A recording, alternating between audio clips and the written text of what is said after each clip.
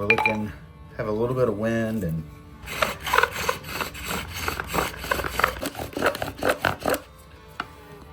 maybe we have one.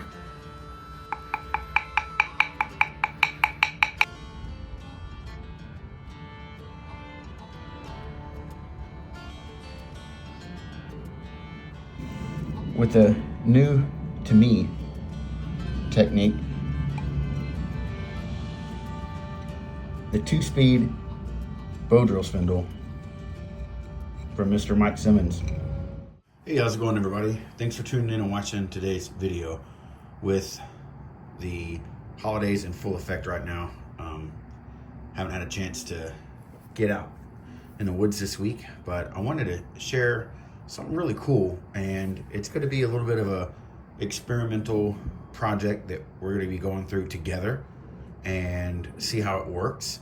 But thought it'd be fun to share it with you. So what I have here is essentially a large pouch. The company's Ott gear or oak gear, whatever, but regardless, this is my bow drill friction fire pouch, and this is mainly what I bring with me when I'm going to be teaching bow drill, especially like a demo class that I'm not providing working, functioning bow drill sets for the students. I can bring this, and it's got a ton of stuff in here that is super fun to go through. Lots of stuff for students to practice and people to come up and use. But specifically, I didn't want to go over all that. I wanted to go over something I started working on yesterday. So I try my best to keep tabs on things that interest me or that I've never seen before or that I want to try. And whether or not it's a playlist that I've created on YouTube of people that I see doing stuff on video that, man, I've never done that before. I've never seen someone do it that way before. Or whether it's me saving posts on Instagram or Facebook or any of that, I try to keep my mind sharp enough to at least save it so that I can go back and like reference it for, you know, ideas and stuff. And then hopefully I've had enough caffeine for the day that I actually go through and add it to my to-do list for video ideas and whatever. So this is one of those things. And it's totally not anything original from me. And I might have seen this before long ago, but recently, within the last 5 years or so, I haven't seen this, except for the person who did it. So I saw this on a video on TikTok, on his channel. His name's Mike Simmons, and I think the channel's name on TikTok is Homestead Actual, but he also has a YouTube, and I've seen him more and more because he's a part of Fuel the Fires with JJ. They just got through doing the Gray Man knife with William Collins, the Fuel the Fires collaboration knife with them. Mr. Blackie Thomas has done some reviews on it. So it's a great collective group of men that are super skilled and share knowledge, and just really really great people to learn from and to know, and people that I'm really happy to be associated with as far as being friends and knowing them. And so I saw this video on his TikTok, and he called it, I think, the 2-speed bow drill. And it immediately like sparked my interest because I've never done it. So that's fun for me. And then I haven't seen a lot of people do this. So this is not anything I've come up with. This is not my idea. This is not anything. I saw this from Mr. Mike, and I'm wanting to share it. He's already posted a video on it. I believe that's the only place right now that he has that video posted, but I'm going to be leaving a link to all of his social media stuff and to that TikTok video if you want to go and watch it yourself. And definitely want to give him the credit for this. And I don't know, I've never done this before, so my iteration on this might not even be right. So yesterday I kind of got a head start on this, so I apologize in advance for not showing yesterday. But let me get these tools out of here that I'm going to need. I used my silky saw, my mallet here, and eventually I'll be using this bow drill bearing block. This is from my buddy Taylor at Taylor Grinds. It's my Carta, super cool. And then the knife that I used yesterday to carve all this is the Winkler Woodsman, I believe. This was the limited Winkler Woodsman that I got at Blade Show this year. He always does a special run of knives there. So here is the bread and butter of the show here. Okay. So the idea behind this is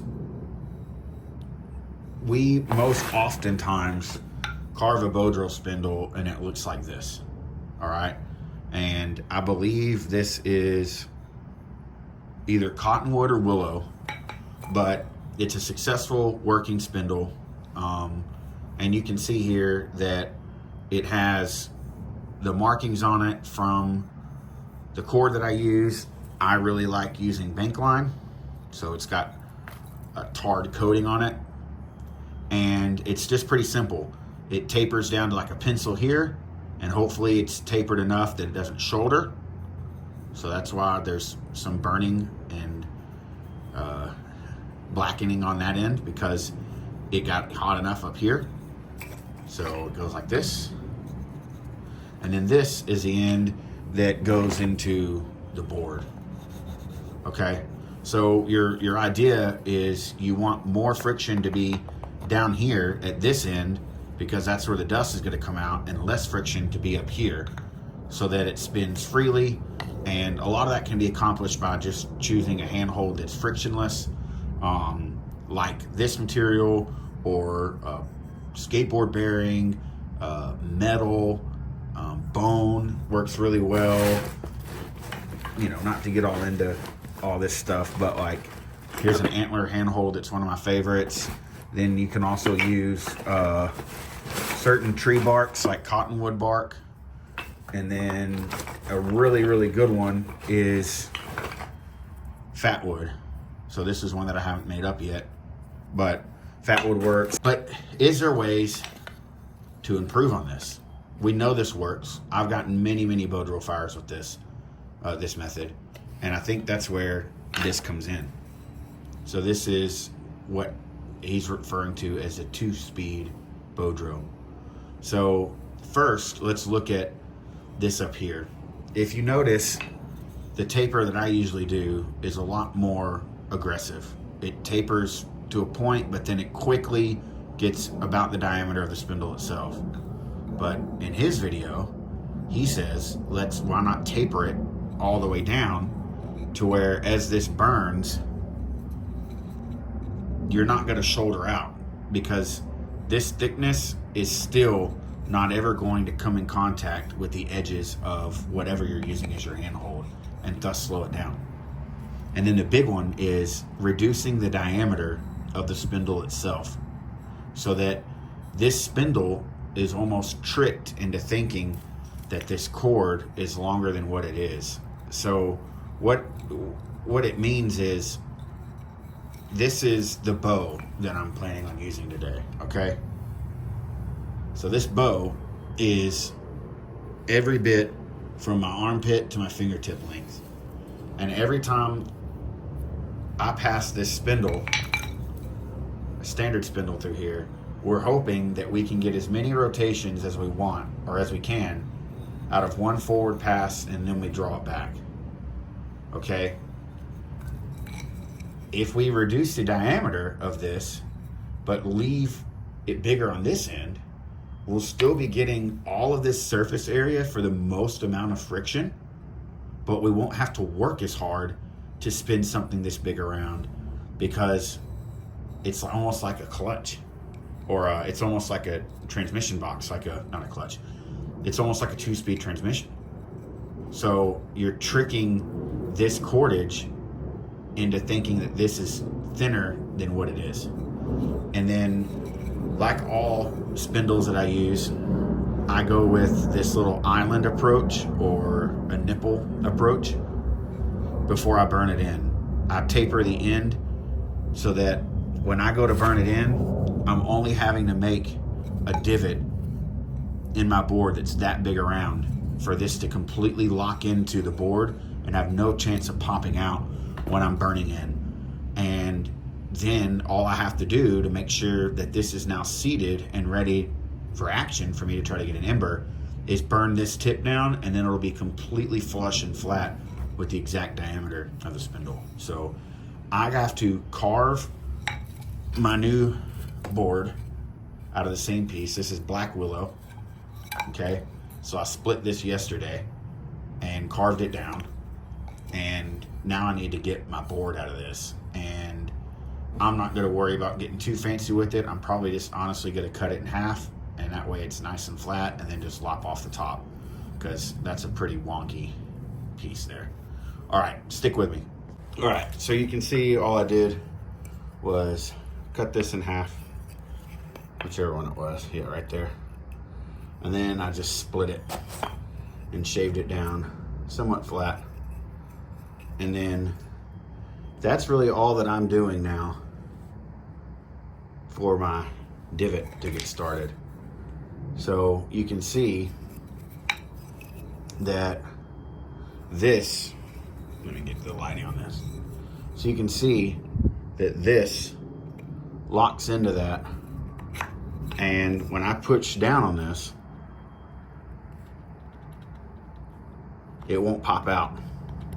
So instead of me having to carve a huge diameter to meet the end of that spindle, that's a lot easier. This is a very old little tip trick that I learned from Joe Mobley.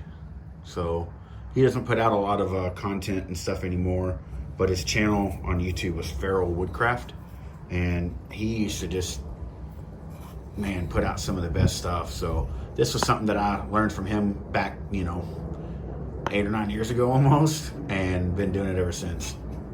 All right, I am all ready now to at least burn this in, and that's gonna give me a good feeling as to how much of a difference this is gonna make compared to a normal spindle. Never mind my house shoes or my comfy shoes. But this is pretty cool because I'm using a brand new set. I'm very familiar with this wood species, black willow. A brand new handhold and a brand new bow. So we're doing a lot here. We're gonna load this up into our bow here.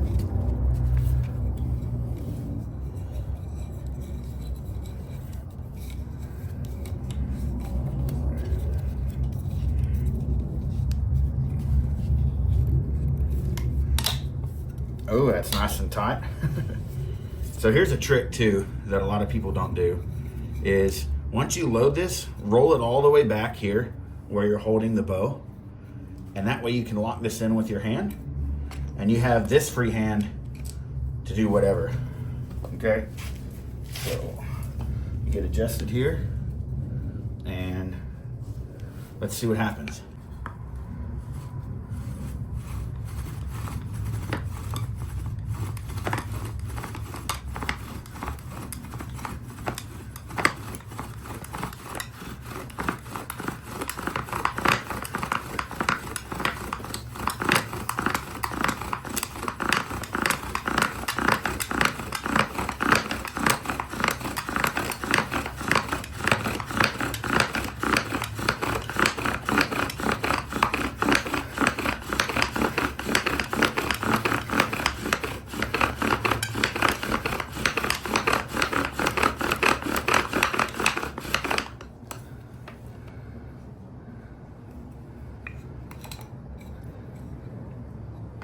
All right, let's take a look at this. All right, I've left everything the way it was. So, while not as important, I can tell you this bow's a little wonky, but it's partly because it bows out and I'm wanting to hold. Anyways, the handhold did phenomenal. Look at that. Next to no blackening. No shouldering out, no nothing. Completely burnt that nipple off. And for the most part, it's completely seated. Okay. This section is a little bit obscure. And what I mean by that is, this is a pretty long spindle. And because I've never done this method before, it really matters where you want to put this notch. So for a longer spindle, when I was bowing just now, I found myself wanting to have my string more down here. And what I mean is like where my handle's naturally wanting to bow, where I've gotten used to keeping my string, was further down. Not a big deal. I realized that pretty quick and adjusted to it. But having that shelf right there keeps that string from ever popping off. And I could tell pretty early on that this spindle is not nearly as straight as I would want it to be. And it was really wobbling. But with it having that shelf right there, the string could not move up and down as this wobbles crazy and the string's wanting to ride up and down. So that's a lot of times what kicks spindles out, is whenever you either start dipping your spindle too much and it causes or dipping your string too much and it causes the spindle to move around, or the spindle is not straight, and as you go to drill this and it's wobbling, it wants to kick out. And then here's the notch and the dust that we collected. So very happy with that. Nice black, dark dust. That tells me that this set is a candidate for potential ember. Not guaranteed, but it's better than another outcome. So let's get the notch cut in, and then I'm gonna go for an ember and we'll see what it's like. All right, so I carved my notch facing forward in hopes that you all can get a better look at what happens potentially. It's about 42 degrees out here today, and we're looking, have a little bit of wind, and so it's by far been worse for me here in Texas, like the humidity and stuff, but it's not completely ideal, perfect conditions. All right, let's give her a shot. My bowing is gonna be a little bit weird because I'm up so high, and I'm also trying not to hit the tripod.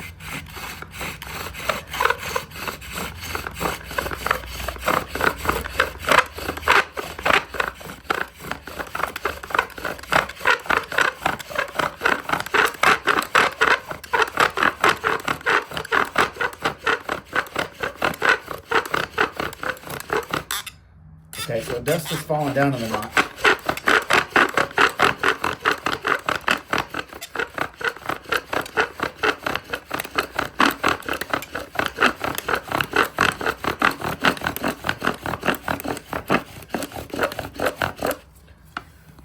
Maybe we have one.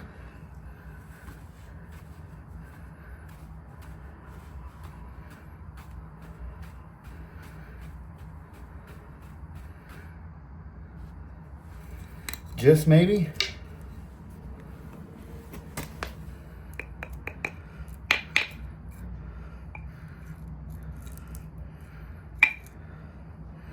Yep.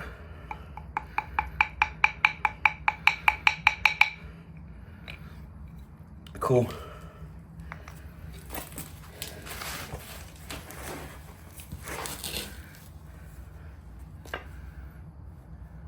Big one. Well, it will be a big one.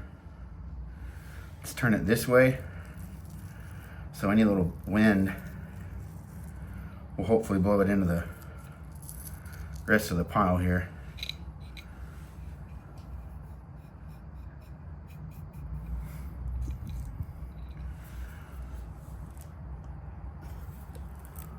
All right, so while this is burning, let's look at some stuff. Nice, consistent smoke, or nice, consistent charring. This worked well. It takes some getting used to having that shoulder right there. The cordage is no worse for wear. And this is super impressive. Next to no friction up top. Awesome. So, is this worth it? Pros and cons. The pros are, let me protect this a little bit. The pros are you get more bang for your buck because you can have a massive chunky spindle down here that's generating a lot of dust and friction, and you're not having to work as hard for it. The con of that is it's more work to carve this out. How much more work? Yesterday, it took me, I would say, once I got this into a shape that I would normally stop at, just a spindle shape, it took me maybe an extra 10 minutes, 5 to 10 minutes total to not only taper this all the way, but to also put this section in here with this little shelf to taper it down. So take that for what it's worth. Doesn't necessarily mean that's the right thing, but that's how long it took me. And the other pros to this are, if all else fails, you can get 2 spindles out of this now. You can just cut this in half if you wanted to. But you can get a lot of wear out of this. Like, even if I were to wear this down, then if I were to just take this much of it off or wear this much of it down, this will be the perfect spot for that to rest. And I think I won't be fighting it as much. So I really like this idea. I think it's really cool. It's innovative. I need to do this probably 5 to 7 more times with different woods and different diameters of the spindle to really see how much of a benefit this is. But it worked. It didn't fight me, and it definitely, for this to be a somewhat crooked spindle, it definitely didn't pop out and get all crazy. So really fun. Got a new bow drill set, got to try out a new handhold, and made a bow drill set with a knife that I haven't made one with yet. So really cool. Hope you enjoyed today's video.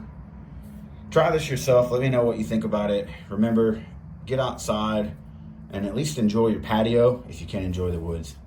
Thanks for watching.